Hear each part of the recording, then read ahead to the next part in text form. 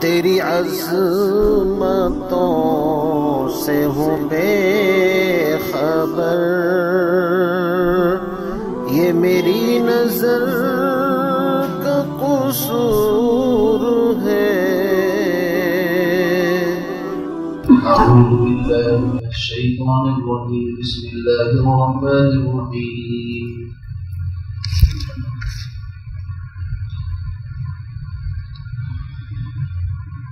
وَإِذْ قُلْنَا ادْخُلُوا هَٰذِهِ الْقَرْيَةَ فَكُلُوا مِنْهَا حَيْثُ شِئْتُمْ رَغَدًا وَادْخُلُوا الْبَابَ سُجَّدًا وَقُولُوا حِطَّةٌ نَغْفِرْ لَكُمْ خَطَايَاكُمْ وَسَنَزِيدُ الْمُحْسِنِينَ فَبَدَّلَ الَّذِينَ ظَلَمُوا قَوْلًا غَيْرَ الَّذِي قِيلَ لَهُمْ فَأَنزَلْنَا عَلَى الَّذِينَ ظَلَمُوا رِجْزًا مِّنَ السَّمَاءِ بِمَا كَانُوا يَفْسُقُونَ۔ صدق اللہ العظیم۔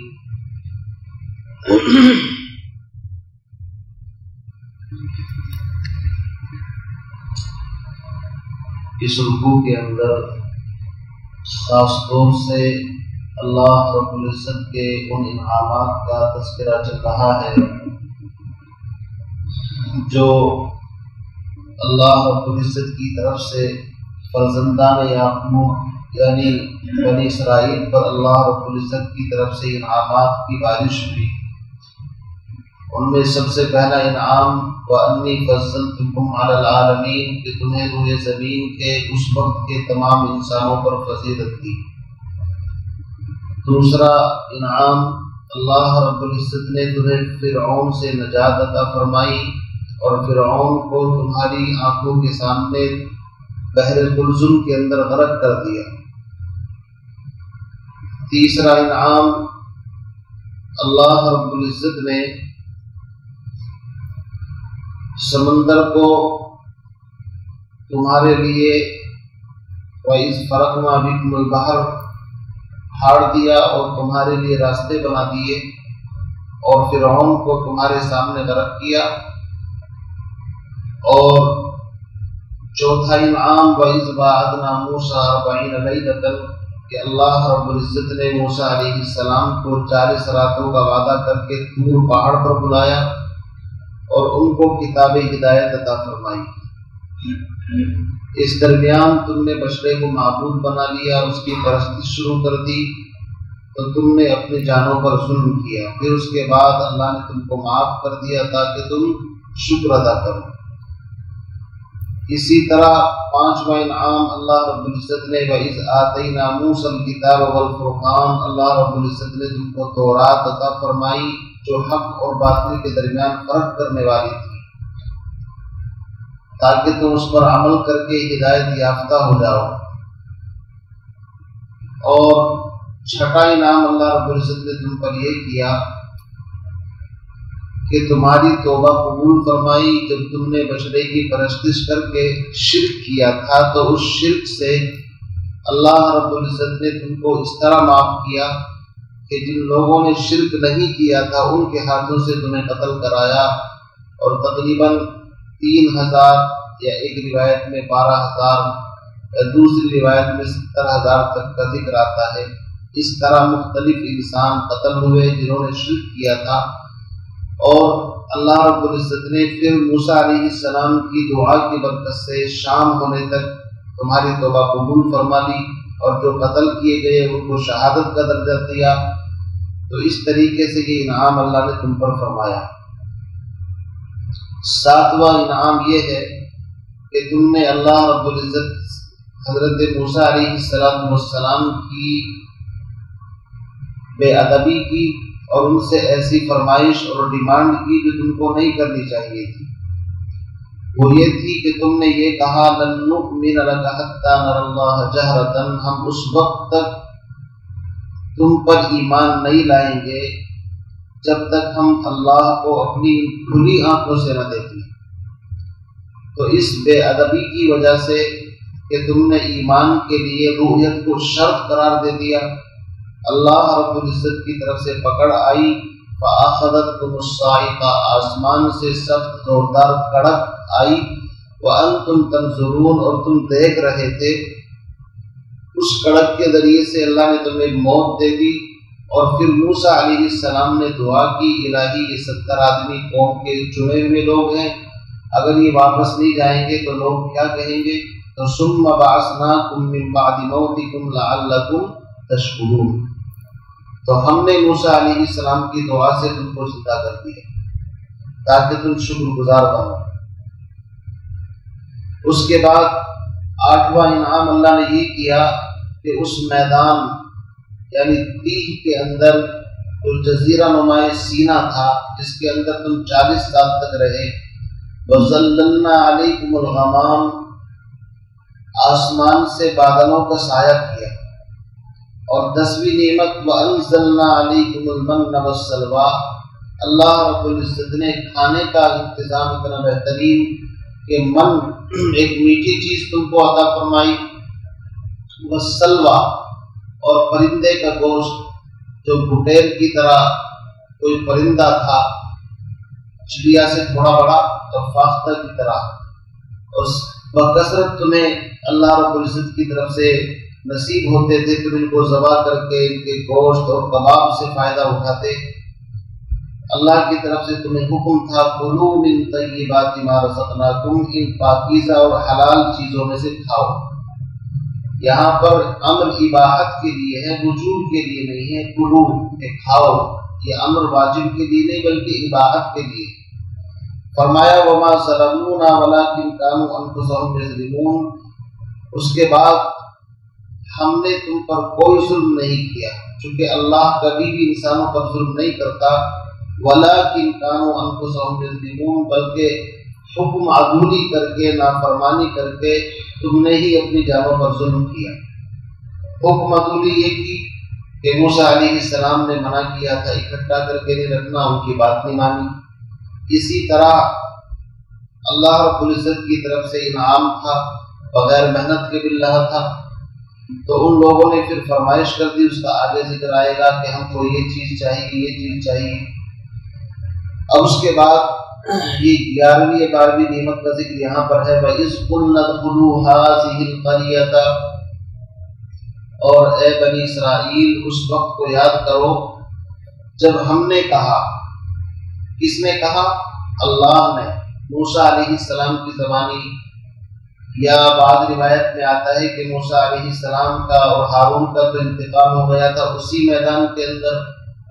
حضرت یوشع بن نون جو حضرت موسیٰ علیہ السلام کے قائم مقام اور ان کے بعد میں نبی بنے، ان کے ذریعے سے اللہ نے حکم دیا وَإِذْ قُلْنَا ادْخُلُوا هَٰذِهِ الْقَرْيَةَ، اور اس وقت کو یاد کرو جب ہم نے کہا تم اس قریہ، اس بستی، اس شہر کے اندر یا اس گاؤں کے اندر جاؤ، فَكُلُوا مِنْهَا حَيْثُ شِئْتُمْ، اور کھاؤ اس میں سے جہاں سے چاہو، رغداً با فراغت، انہوں نے چونکہ کھانے کی فرمائش کی تھی الگ الگ کہ ہمیں یہ چاہیے وہ چاہیے، تو جب 40 سال کا زمانہ قریب ہونے کو آیا تو موسیٰ علیہ السلام کی دعا سے حضرت یوشع بن نون ان کی سرپرستی کے اندر ان کو حکم ملا کہ تم اس شہر کے اندر، اب یہ شہر کون سا تھا؟ گاؤں۔ قرآن پاک تاریخی اور جغرافیائی حیثیت کو زیادہ فوکس نہیں کرتا، چونکہ قرآن پاک کوئی تاریخ کی یا قصے کہانی کی کتاب نہیں ہے، بلکہ قرآن چونکہ عبرت اور نصیحت کی کتاب ہے، اس لیے نصیحت کا جو پہلو ہوتا ہے اس کو سامنے رکھتا ہے۔ مفسرین کے حاضر القریہ، اس قریے سے کون سا قریہ مراد ہے؟ کئی قول ہیں۔ بعض مفسرین فرماتے ہیں کہ اس سے وادی جو مطلب وہ جزیرہ نما سینا تھا اسی کے قریب میں اریحہ نامی کوئی بستی تھی، اور ان کو بتا دیا گیا تھا کہ یہ بستی تمہیں فتح ہوگی یا فتح ہو گئی یا ہو جائے گی، اور جب تم اس میں جانا تو اس طرح داخل ہونا جس کا ذکر آگے آ رہا ہے کہ جھکتے ہوئے عاجزی کے ساتھ تواضع کے ساتھ داخل ہونا، اور وہاں جا کر کے با فراغت جتنا چاہو جیسے چاہو تمہیں اللہ پاکیزہ حلال غذائیں دے گا، ان کو استعمال کرنا۔ تو بعض مفسرین کے نزدیک اریحہ اور بعض کے نزدیک ایلیا اور بعض کے نزدیک ملک شام، اور بعض کے نزدیک اردن، اور بعض کے نزدیک اس سے ملک شام مراد ہے۔ اتنے قول ہیں، اللہ بہتر جانتے ہیں، لیکن اکثر مفسرین یا تو اریحا یا ملک شام کو ترجیح دیتے ہیں، اور ملک شام میں داخل ہونے کے 7 دروازے تھے۔ تو فرمایا کہ جس دروازے سے بھی تم داخل ہو تمہاری مرضی ہے، لیکن عاجزی انکساری کے ساتھ داخل ہو۔ تو فرماتے ہیں کہ ان کو حکم دیا کہ تم جاؤ، داخل ہو جاؤ اس بستی میں، فَكُلُوا مِنْهَا، اور اس میں سے کھانا، حیث شئتم، جہاں سے چاہنا، رغداً بافراغت، وَادْخُلُوا الْبَابَ، اور جب تم دروازے میں داخل ہو شہر کے اندر تو عاجزی انکساری کے ساتھ، سجدن، سجدہ کہتے ہیں، مطلب مطلقاً زمین پر پیشانی رکھنے کو بھی سجدہ کہتے ہیں، اور رکوع کی طرح جھکنے کو بھی سجدہ کہتے ہیں۔ مقصد یہ تھا عاجزی انکساری کے ساتھ داخل ہونا، سجدن۔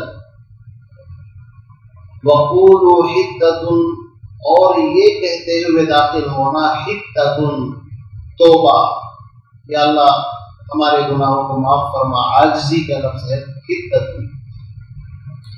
اللہ فرماتے ہیں جب تم ایسا کرو گے، نغفر لکم خطایاکم، جنہوں نے پہلے غلطیاں کر رکھی ہیں ہم ان کی غلطیوں کو معاف کر دیں گے، وسنزید المحسنین، اور جنہوں نے غلطی نہیں کر رکھی ہے، صحیح لوگ ہیں، ان کے مزید درجات کو بلند کر دیں گے۔ یہی ہوتا ہے، جو گنہگار ہوتا ہے اس کی غلطی معاف ہو جاتی ہے توبہ کے ذریعے سے، اور اگر اس کی کوئی غلطی نہیں، وہ پھر بھی توبہ کر رہا ہے تو اس کے نتیجے میں درجات بلند ہوتے ہیں۔ مقصد یہ ہے کہ وہ شہر جس میں ان کو داخل ہونا تھا 2 ہدایتیں تھیں، بلکہ 3۔ ایک تو یہ کہ کھانے پینے سے تم اکتا گئے ہو، چلو وہاں اس شہر میں جانا، اور جو بھی تم زمین کی چیزیں مانگ رہے ہو وہ جا کر کے تمہیں اس کے اندر مل جائیں گی، وہ کھانا۔ ایک تو حکم یہ تھا۔ 2 حکم یہ تھے کہ زبانی شکر بھی ادا کرنا ہے اور بدنی شکر بھی ادا کرنا ہے۔ بدنی شکر یہ ہے کہ تم عاجزی تواضع کے ساتھ جھکے ہوئے داخل ہونا، اور زبان سے بھی شکر ادا کرنا، حِطَّةٌ، کہ الہی ہماری غلطیوں کو معاف فرما۔ حِطَّةٌ کا مطلب ہے توبہ۔ اب ان لوگوں نے کیا کیا اس کا ذکر آگے کی آیت میں ہے، فَبَدَّلَ الَّذِينَ ظَلَمُوا قَوْلًا۔ یاد رکھیے انبیاء علیہ السلام کو خاص تعلیم دی جاتی ہے اللہ کی طرف سے تواضع، عاجزی، انکساری۔ یہاں حضرت یوشع بن نون کی سرپرستی میں ان کو ہدایت دی کہ جب تم شہر میں داخل ہو تو تکبر، بڑائی تمہارے پاس نہ آئے، بلکہ عاجزی، انکساری ہو۔ 2 جہاں کے سردار امام الانبیاء جناب محمد الرسول اللہ صلی اللہ علیہ وسلم جب مکے کے اندر فاتحانہ شان سے داخل ہوئے، سب جانتے ہیں کہ ان لوگوں نے صحابہ کو کس طرح ہجرت کرنے پر مجبور کیا، اور پیغمبر علیہ السلام کو بھی رات کے وقت میں چھپ کر کے ہجرت کرنی پڑی۔ لیکن جب 8 ہجری کے اندر مکہ فتح ہوا تو قرآن کہتا ہے اذا جاء نصر اللہ والفتح ورأيت الناس يدخلون في دين الله افواجا فسبح بحمد ربك واستغفر انه كان توابا۔ اے پیغمبر جب اللہ کی مدد آ جائے، اذا جاء نصر اللہ، نصر اللہ سے مراد اللہ کی مدد یعنی مکہ فتح ہو جائے، وَرَأَيْتَ النَّاسَ، اور تو اپنی آنکھوں سے دیکھے کہ لوگ اسلام کی طرف کھینچے چلے آ رہے ہیں فوج در فوج۔ چنانچہ جب مکہ فتح ہوا بڑی کثیر تعداد کے اندر لوگ اسلام کے اندر داخل ہوئے، تو اس وقت اللہ کے نبی کو تعلیم تھی فَسَبِّحْ بِحَمْدِ رَبِّكَ، آپ اپنی زبان سے اللہ کی حمد و ثنا بیان کریں، وَاسْتَغْفِرْ، اور استغفار کریں، إِنَّهُ كَانَ تَوَّابًا۔ چنانچہ حضور علیہ السلام جس اونٹنی پر سوار تھے، آپ اتنی عاجزی کے ساتھ سر جھکا کر کے مکے میں داخل ہوئے کہ آپ کی جو تھوڑی تھی نا، تو اونٹ کے اوپر جو کجاوا ہوتا ہے اور اس کی جو آگے کی لکڑی ہوتی ہے نا اٹھی ہوئی، اس کے اوپر بن جاتی تھی آپ کی مطلب یہ داڑھی اور آپ کا سر، یعنی جیسے آدمی جھکتا ہے تو جھکنے کی وجہ سے کجاوے کی جو لکڑی تھی بار بار اس سے آپ کا سر لگ جاتا تھا، اتنی عاجزی کے ساتھ داخل ہوئی۔ چونکہ یہی تعلیم ہے کہ اگر کوئی شہر کوئی ملک فتح ہو تو عاجزی انکساری ہو، اکڑ اور گھمنڈ یہ اللہ کو پسند نہیں۔ چنانچہ آپ نے عام معافی کا اعلان کر دیا اس وقت، لا تثریب علیکم اليوم۔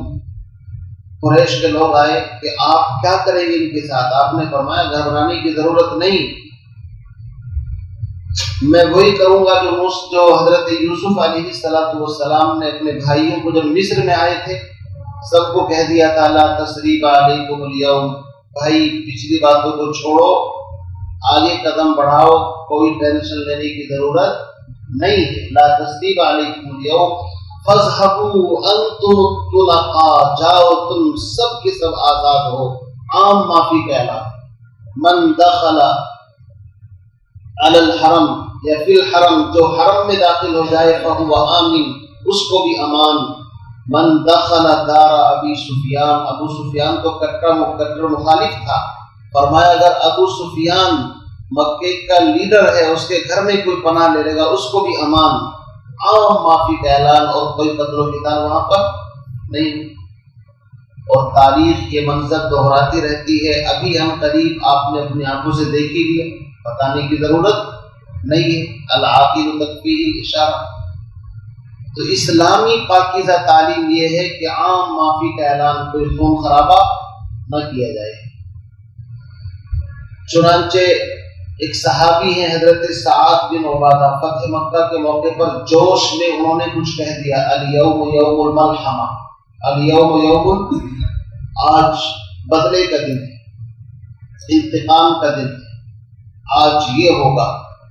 اللہ کے نبی کو پتا چلا تو آپ نے فرمایا، علم جھنڈا ان کے ہاتھ میں تھا، ان سے لے کر کے ان کے بیٹے سعد بن عبادہ کے بیٹے کو دے دیا۔ آپ نے فرمایا نہیں، آج قتل و قتال کا دن نہیں، معافی کا دن ہے۔ اسی لیے جناب رحمت للعالمین نے شروع کے فرمایا کہ میں اس دہر میں قہر و غضب بن کر نہیں آیا، میں کیوں ان کے لیے قہر الہی کی دعا مانگوں، بشر ہیں بے خبر ہیں، کیوں تباہی کی دعا مانگوں۔ یہ ایمان نہیں لائیں گے تو ان کی آنے والی نسلیں ایمان لائیں گی۔ چنانچہ ایسا ہی ہوا۔ تو نبی علیہ السلام نے عام معافی کا اعلان کیا۔ اسی طریقے سے ان کو حکم تھا کہ تم بھی عاجزی کے ساتھ، اور یہاں تک روایت میں آتا ہے کہ آپ ام ہانی کے گھر تشریف لے گئے، چاشت کا وقت تھا تقریباً، آپ نے 8 رکعت نماز پڑھی۔ کتنی؟ 8 رکعت۔ بعد نے فرمایا یہ چاشت کی نماز تھی، بعد نے فرمایا یوم الفتح، فتح کی یعنی نفلی نماز تھی۔ اسی وجہ سے حضرت سعد بن وقاص رضی اللہ تعالیٰ عنہ جو فاتح کیا ہے، جنہوں نے اس وقت کی بڑی طاقت کو فتح کیا تھا، فارس فاتح، ان کو ایک طریقے سے یہ کہا جاتا ہے کہ اس زمانے کی جو سپر پاور طاقت تھی اس کو جب فتح کیا اور کسرا کے محل اور اس کے ایوان کے اندر وہ داخل ہوئے، جو ان کا پارلیمنٹ یا سنسد جو بھی آپ اس کو کہہ دیجیے، تو سعد بن وقاص رضی اللہ تعالیٰ عنہ نے بھی 8 رکعت نماز پڑھی کہ ہمیں تو اللہ کے نبی کی زندگی میں یہی نظر آتا ہے۔ اسی کو قرآن کہتا ہے یہاں پر بھی کہ تم سجدہ کرتے ہوئے یعنی عاجزی کے ساتھ جھک کر کے داخل ہونا، اور زبان پر حتۃ کے الفاظ، تو ہم تمہارے گناہوں کو معاف کر دیں گے اور جنہوں نے گناہ نہیں کیا ان کے درجات بڑھا دیں گے۔ اب انہوں نے کیا کیا؟ فبدل الذین ظلموا قولا، بس بدل ڈالا ان لوگوں نے جنہوں نے ظلم کیا تھا، قولا بات کو، غیر الذی قیل لهم، اس بات سے جو ان کو کہا گیا تھا، جو ان کو کہی گئی تھی، یعنی کہا کچھ گیا تھا انہوں نے کیا کچھ۔ 2 حکم تھے، زبان سے حدتن کہنا ہے اور اپنے بدن سے اپنے عمل سے عاجزی کے ساتھ داخل ہونا ہے. دونوں میں چینجنگ کر دی. کیا چینجنگ کی؟ مفسرین کہتے ہیں کہ حدتن کے بجائے تو حنتتن کہنا شروع کر دیا، نون کا اضافہ کر دیا، یعنی تمسخر اور استہزاء. حنتتن کے معنی آتے ہیں گندم، گیہوں، یا بعض روایت کے اندر آتا ہے حدتن فی شعر، یعنی دانا جو کے اندر، یا حنتتن فی شعیر. بہرحال انہوں نے حدتن کو حنتتن سے بدل ڈالا، اور عاجزی انکساری کے ساتھ داخل ہونے کا حکم تھا تو سلیم کے بل کھسٹ کر کے شہر کے اندر داخل ہوئے. ظاہر بات ہے اس طرح مذاق اور اس طریقے سے صریح نبی کے حکم کو اور اللہ کے حکم کو چیلنج کرنا یہ تو بہت بڑی گستاخی ہے. اسی سے پتہ چلا کہ قرآن و سنت میں انسان کو اپنی طرف سے انٹرفیئر کرنے کی اجازت نہیں ہے. اگر وہ اپنی طرف سے اس میں کچھ عمل دخل کر رہا ہے، گھٹا رہا ہے یا بڑھا رہا ہے، تو اس کو بھی وہی سزا ملے گی جو ان کو بھی. اسی لیے پابند ہے عالم کہ وہ صرف قرآن و سنت کی وہی ترجمانی کرے بعینہ، جو ترجمانی اس کو کہنے کے لیے اور کرنے کے لیے کہا گیا ہے.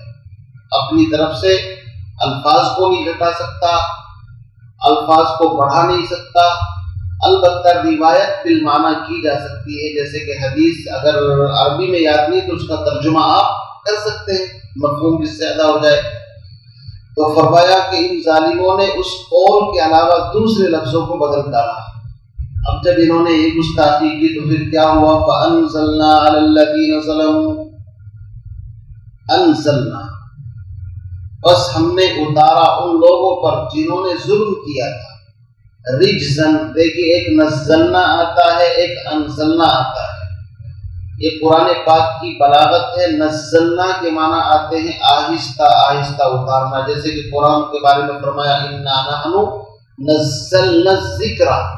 نزلنا، کیونکہ 23 سال میں قرآن لوح محفوظ آسمان دنیا سے حضور علیہ السلام کے قلب مبارک پر آیا، لیکن لوح محفوظ سے آسمان دنیا پر ایک رات میں اترا تو وہاں انا انزلنا کا لفظ ہے. یہاں بھی فانزلنا علی الذین ظلموا رجزا من السماء، یعنی اس عذاب میں زیادہ ٹائم نہیں لگا. انزلنا کا مطلب ہوتا ہے فوراً، ایک دم. جیسے ہی ان لوگوں نے یہ نافرمانی کی کہ ایک تو تمہیں شہر دے دیا، فتح 40 سال کے بعد آزادی مل گئی، تو شکر کے بجائے ناشکری کر رہے ہو. فَأَنزَلْنَا عَلَى الَّذِينَ ظَلَمُوا، اللہ رب العزت نے نازل کیا ان لوگوں پر جنہوں نے ظلم کیا تھا. یہ بھی قرآن پاک کی بلاغت ہے. فَأَنزَلْنَا عَلَيْهِمْ نہیں کہا. قرآن یہ بھی کہہ سکتا تھا شارٹ کٹ لفظوں میں کہ اللہ نے ان سب پر، اگر علیہم ہوتا، علیہم کا مطلب ہوتا ہے ان سب پر، لیکن چونکہ ظاہر بات ہے سب کے سب ایک جیسے نہیں ہوتے، پانچوں انگلی ایک سی نہیں ہوتی. ان کے اندر کچھ اگر غلط تھے تو کچھ صحیح بھی تھے. ہر امت، ہر جماعت کے اندر غلط بھی ہوتے ہیں، صحیح بھی ہوتے ہیں. یہاں پر اگر کہتے فَأَنزَلْنَا عَلَيْهِمْ، اس کا مطلب یہ ہوتا ان سب پر عذاب آیا. لیکن ظاہر بات ہے کچھ ایسے تھے مخلص فرما بردار جو نبی کی بات پر لبیک کہنے والے ہر دور کے اندر رہتے ہیں. تو اس جماعت کے اندر بھی اچھی خاصی تعداد. کبھی آپ سب پر فتویٰ لگا دو ایک طرفہ کہ سارے ہی ایسے تھے، نہیں. یہ قرآن کا عدل ہے، انصاف ہے. قرآن نے کہا فَأَنزَلْنَا عَلَى الَّذِينَ ظَلَمُوا، جن لوگوں نے ظلم کیا، یعنی جن لوگوں نے نافرمانی کی، جن لوگوں نے حکم عدولی کی، ان کے اوپر عذاب آیا. من السماء، آسمان سے. رجزن، رجز اور رجز گندگی، بدبودار چیز. مطلب یہ ہے کہ ان پر آسمان سے طاعون کی بیماری اتاری گئی. طاعون پہلی امتوں کے اندر عام مرض تھا، اور کہتے ہیں کہ اس کے اندر وہ لوگ جنہوں نے نافرمانی کی تھی تقریباً 70,000 یا اس سے کچھ کم و بیش کے مطلب روایتیں ہیں. اتنے لوگوں پر یہ عذاب آیا جنہوں نے زبان سے انتدن کہا تھا اور سلیم کے بل گھسٹ کر کے داخل ہوئے تھے، اسی کو اللہ نے فرمایا بما کانوا یفسقون، یہ عذاب آیا ان کے فسق اور نافرمانی کی وجہ سے، حد سے تجاوز کرنے کی وجہ سے۔ اور سورۃ الاعراف میں بما کانوا یظلمون آئے گا، ان کے ظلم کرنے کی وجہ سے۔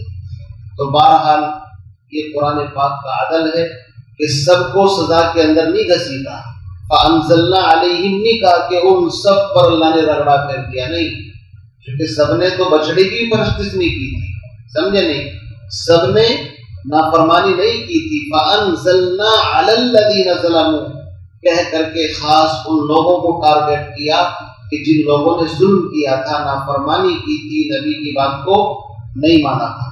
تو اس سے بتایا چلا کہ ایک یا چند افراد اگر غلطی کرے تو اس کی وجہ سے سب کے اوپر اس فتوے کو جاری نہیں کیا جا سکتا۔ فانزلنا علی الذین ظلموا، یہ قرآن پاک کا عدل ہے، حق کو حق کہتا ہے اور باطل کو باطل۔ اسی لیے قرآن کی صفت کیا ہے؟ کتاب ہدایت۔ قرآن پاک کو اللہ نے فرمایا تبارک الذی نزل الفرقان علی عبدہ، پاک ہے وہ ذات جس نے اس فرقان یعنی حق اور باطل کے درمیان فرق کرنے والی کتاب ہے۔ جیسا کہ تورات کو بھی اللہ نے فرقان کہا ہے، ہر کتاب حق اور باطل میں فرق کرنے والی ہوتی ہے۔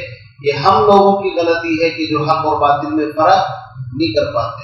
اللہ تعالیٰ سے دعا فرمائے ہم تمام کو صحیح اعمال کرنے کی توفیق عطا فرمائے۔ سبحان اللہ وبحمدہ، سبحانک اللہم وبحمدک۔